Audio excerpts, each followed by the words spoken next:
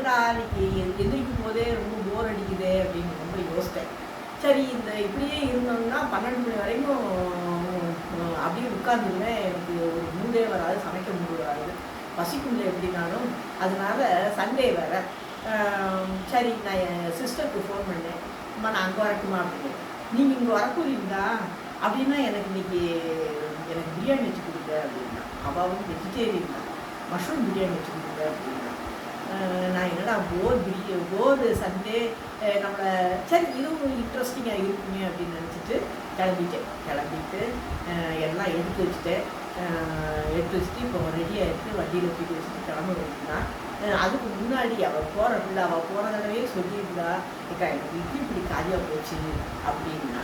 சரி நான் என்ன பிரித்து கொண்டு வரேன் அடுத்த வந்து அப்படின்னு. போன தடவை மறந்துட்டேன், இந்த தடவை ஞாபகம் வச்சு இதான் வறுத்து வச்சுருக்கிறேன்.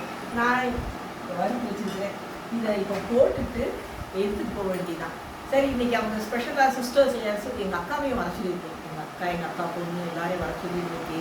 ஒரு மாதிரி போர் சண்டே வந்து இன்ட்ரெஸ்டிங் சண்டேவாக மாறிடுச்சு. சரி அப்போ மெனு வந்து கலக்க போகிறாங்க போல், ஊர்வனை பரப்பனை எல்லாத்தையும் போட போகிறாங்க போலன்னா. அப்படி தான் இல்லை. எங்கள் அக்கா வந்து வெஜிடேரியன் தான் சாப்பிடுவா. இந்த சிஸ்டர் தங்கச்சி வந்து பாதி வெஜிடேரியன் பாதி நான் வெஜிடேரியன். அதனால் அப்படி யோசித்தேன், சரி மஷ்ரூம் பிரியாணி போட்டோம். மற்ற மெனு பூராமே நம்ம ஏற்கனவே செஞ்சு காமிச்சிருக்கேன். புதுசாக ஒன்றுமே நான் செய்யலை. ரொம்ப வந்து ஒரு ஆலு பரோட்டா பண்ணோம் அப்படின்னா நான் ஒன்றுமே பண்ணலை.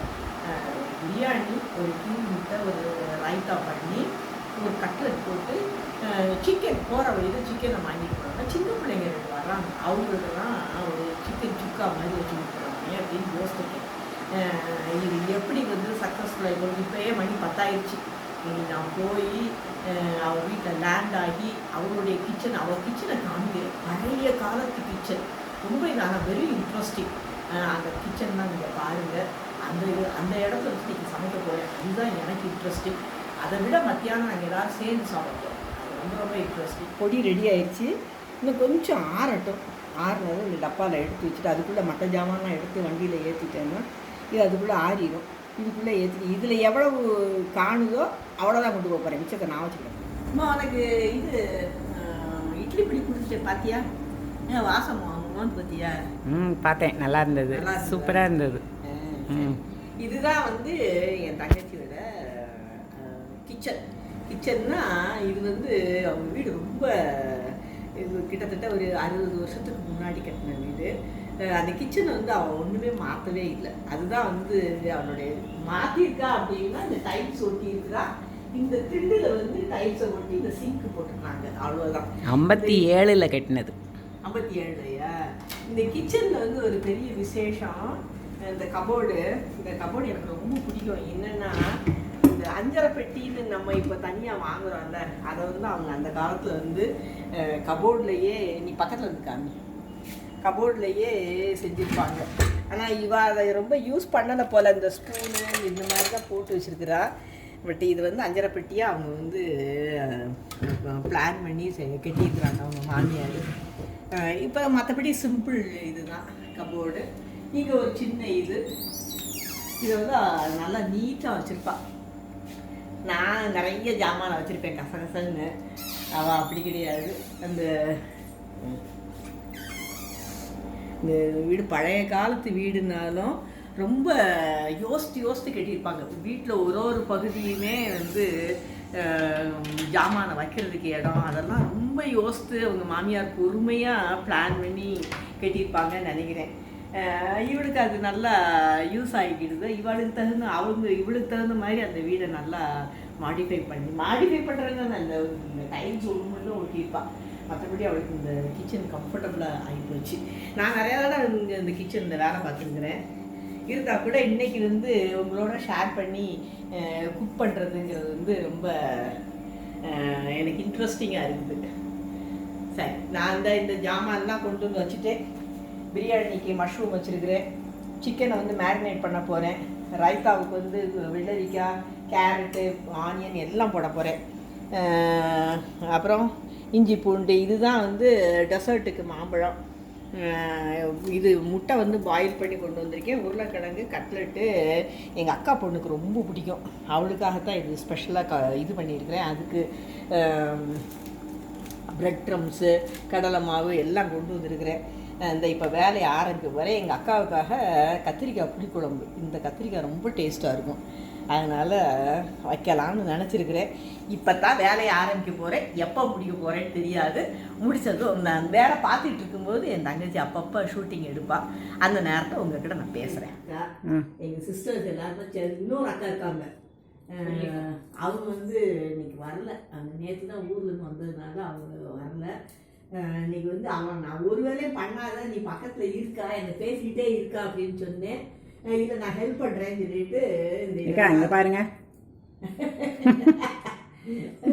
தோல் சீவிர வேலையெல்லாம் பார்க்க ஆரம்பிச்சிட்டாங்க. ஏன்னா நான் லேட்டாக ஆரம்பிச்சதுனால இது வந்து எனக்கு நிறையா வேலை இருக்கிற மாதிரி, மற்றபடி இதெல்லாம் சிம்பிள் வேலை தானே, அதனால இந்த இப்போ செஞ்சு பண்ணலாம். அது ஒன்றா கட் பண்ணி வச்சுட்டு இப்போ ஷீட்டில் இருந்தால் எனக்கு பிரச்சனையே கிடையாது. நான் பாட்டுக்கு உட்காந்துன்னா அவன் எல்லாத்தையும் கட் பண்ணி வச்சுட்டு அம்மா அங்கே முடிஞ்சிச்சு அப்படின்னு கூப்பிடுவா. இப்போ ஷீத்தல் பக்கத்தில் இல்லை, இது நான் தான் செஞ்சாகணும், செய்கிறேன். கேமராவே என் தங்கச்சி பிடிக்கிறான், அதனால அவன் சொல்லிட்டா எனக்கு நான் பெரிய வேலையை எடுத்துக்கிறேன் அப்படின்ட்டா. என்னன்னா நான் கேமரா பிடிக்கிற வேலையை நான் எடுத்துக்கிறேன் அப்படின்ட்டா. அதனால நாங்கள் சமையல் பண்ணுறோம், அவள் கேமரா பிடிக்கிறான். எங்கள் வீட்டிலே இருந்து சமையலில் ரொம்ப பெரிய எக்ஸ்பர்ட்டு. நாங்களாம் சின்ன பிள்ளையா, நான் சின்ன பிள்ளையா, அவளும் சின்ன பிள்ளையா தான் இருந்தா. அப்போது அவள் அப்பயே நல்லா சமையல் பண்ணுவாள். நாங்களாம் இவங்களெல்லாம் பார்த்தா சமையலே பழகணும். அக்காவுக்கு ஆமாம், நானும் நல்லா சமையல் பண்ணுவேன். அக்கா வந்து எனக்கு தெரிஞ்சு வெஜிடேரியனும் நல்லா பண்ணுவாள். நல்லா வாழைப்பூ குழம்பு, இந்த மாதிரி இந்த கொஞ்சம் ரெகுலர் ஐட்டத்தில் வராத குழம்பு, நான் எந்தெந்த சில குழம்புலாம் அவட்டேருந்து பழகிருக்கேன் நிறையா. இந்த காளான்லேயே சிப்பி காளான் வந்து முதல்ல ஆரம்பத்தில் வரும், அதெல்லாம் வந்து நல்லா வைப்பா எங்கள் அக்கா. என்னை பற்றி சொல்லுங்க, என்னை பற்றி சொல்லுங்க. என் தங்கச்சி வந்து அவள் வீட்டுக்கு நான் வந்து அவள் சமையலை சாப்பிட்ற கட்டு, நான் அவளுக்கு சமையல் பண்ணி சாப்பிட்றது தான் ரொம்ப ரொம்ப பேசாதீங்க. எல்லாரும் அவள் செல்ல பிள்ளை, எல்லாரும் அவள் செல்ல பிள்ளை. நான் ஒன்று தான் சமையல் நல்லா பண்ணுவேன், சூப்பராக பண்ணுவோம்மா. யாரு எனக்கு அவள் பண்ணுவான்னு சொல்றது கூட எனக்கு கஷ்டமா இருக்கு, ஐயோ அந்த பிள்ளை சமையல் பண்ணுவாளா அப்படின்ட்டு. அந்த மாதிரி ஷீத்தலோட ஒரு 10 years எழுதாரா நீ, அவ்வளோதான். என்னோட 10 years younger. பிரியாணிக்கும் சிக்கனுக்கும் இஞ்சி மிக்சியில் போட்டு கொண்டு வாமா அப்படின்னு சொன்னேன். அவள் நீ இதை இடிச்சிருந்து அப்படின்னு சொல்லி ஏன்ட்ட வேலையை செஞ்சுட்டா. வாழை அக்கா இடிச்சிருக்காங்க, அதை இடிக்கட்டும். அப்படியே இந்த வெள்ளை கொண்டு அதை இடிச்சா அது ஒரு டேஸ்ட்டு. இடிச்சு செஞ்சு ஏன்ட்ட வந்து உரம் இவ்வளோ பெருசு கிடையாது, ஏன்ட்ட சின்ன. நானெல்லாம் கடைக்கு போனால் இந்த உரல் இதெல்லாம் பார்த்தேன்னா உடனே பார்த்த உடனே அது சைஸ் நமக்கு போதுமா, இது நமக்கு ஒத்தாகுமா அப்படிலாம் யோசிக்க மாட்டேன். உடனே வாங்கிடுவேன். தங்கச்சி இருக்காள், அவள் அண்ணன் இல்லை நீ எனக்கு இன்னைக்கு வேண்டாம் அப்படின்ட்டுவா. அப்புறம் பார்த்து கடையில் அவளுக்கு எந்த இது கரெக்டாக இடிக்க வரும், அது சிந்தாமல் இருக்கிற மாதிரி அது பார்த்து அதெல்லாம் ரொம்ப அனுபவக்காரி மாதிரி இருப்பாள். எனக்கு நம்ம 4 இடத்துல எனக்கு ஐயோ நம்ம எனக்கு தெரியும். நான் இதை வாங்கினதுக்கு முந்தைய 2 வருஷத்துக்கு முன்னாடியே வாங்கிட்டேன். சின்னதாக ஏலக்காய் அடி இடிச்சா கூட வெளியே விழுந்துடும், அந்த மாதிரி தான் வாங்கியிருந்தேன். அவதான் வந்து இதை பார்த்து நல்லா பொறுமையாக அது வாங்கி நல்லா யூஸ் ஆகுது. அதுக்கு எங்கள் அக்கா அர்த்தம் சொல்லுவாங்க, அதெல்லாம் நம்ம பொறுமையாக செய்கிறாரு. பொறுமையாடி பார்த்து தெளிவான ஜாமான் வாங்கிறது அவள் தான். நம்ம 3 பேர்த்தையும் அது கிடையவே கிடையாது. Thank you thank you thank you. சாரி எங்கே வாங்கினதுன்னு சொன்னீங்களா? சாரி அது இந்த இது ஏற்கனவே சார் எங்கேம்மா வாங்கியிருக்கேன் ஒரு இதில் கேட்டேன். இது முறை தான் நான் போகல, எங்கள் அக்காவும் என் தங்கச்சியும் தான் அந்த கடைக்கு போயிருந்தாங்க. சேலையை பார்த்ததுமே என்னை நினச்சிட்டா, ஐயோ அந்த பக்கி வந்துச்சுன்னா அதுக்கு ரொம்ப பிடிக்குமே அப்படின்னு நினச்சிட்டு எனக்கு ஃபோன் பண்ணி கேட்டால் இருக்காங்க, சேலையெல்லாம் ரொம்ப அழகாக இருக்குது அப்படின்னா. எங்கே எனக்கு வாட்ஸ்அப்பில் அனுப்பு அப்படின்னு அனுப்புல அத்தனை சேலையும் எனக்கு பிடிச்சிருந்தது. எல்லாத்தையும் வாங்கிடு அப்படி அப்படி வாங்கின சேலை. இந்த வெங்காயத்தை கட் பண்ணிடு, கீரி முட்டை சரியா போயிடும். கொண்டா இல்லை, அப்போ இது புளிக்குழம்புக்கு மட்டும்தான். புளிக்குழம்புக்கு மட்டும்தான். புளிக்குழம்புக்கு இவ்வளோ வெங்காயம் வேண்டாம், வேண்டியது. நான் கொஞ்சமாக எடுத்துக்கிறேன். முடிஞ்சிருச்சு. அடுத்து கடைசியில் வந்து மாங்காய் ஊறுகாய் எனக்கு செஞ்சு கொடுத்துருங்கன்னு கேட்டால் எங்கள் அக்கா, நான் கூட நான் தர 3 மணிக்கு மேலே செஞ்சுட்டேன். எங்கள் அக்கா தான் நான் சும்மா தான் செய்யறேன், கட் பண்ணுறேன் அப்படின்னா அதை இப்போ கட் பண்ணி முடிச்சாச்சு. காபி மாதை இதை இன்னும் தாளிக்க வேண்டியதுதான். உப்பு போட்டேன். வயிற்று எழுந்து ஜாமான் அவளுக்கு நிற்கின்னு பார்த்து வேண்டாம். அக்கா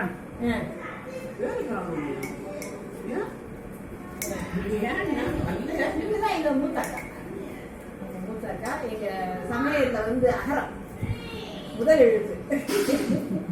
எங்க சிவகாசி சமையலுக்கு முதல் எழுத்து. அடியே வெள்ளக்கார வச்சுட்டீங்களா? அடியே இந்த விளக்கு ரெடியா இருக்கு வைக்கிறதுக்கு 2 அடுப்பும் ஆக்கு போயிடாது. ஓ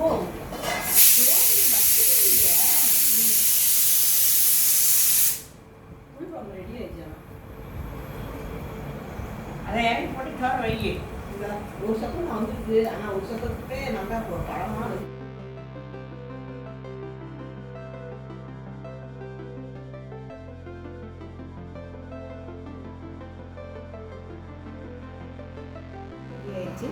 பிரியாணி ரெடி ஆயிடுச்சு, சுக்கா ரெடி ஆயிடுச்சு, கட்லெட் ரெடி ஆயிடுச்சு.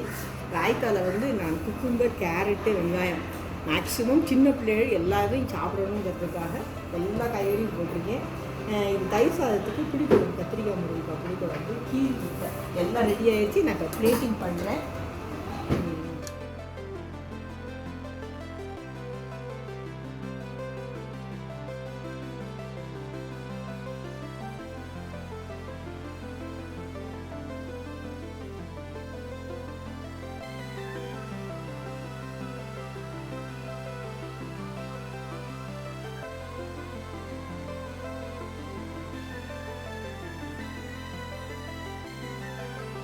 இந்த வீடியோ இப்போ பார்த்துருப்பீங்க.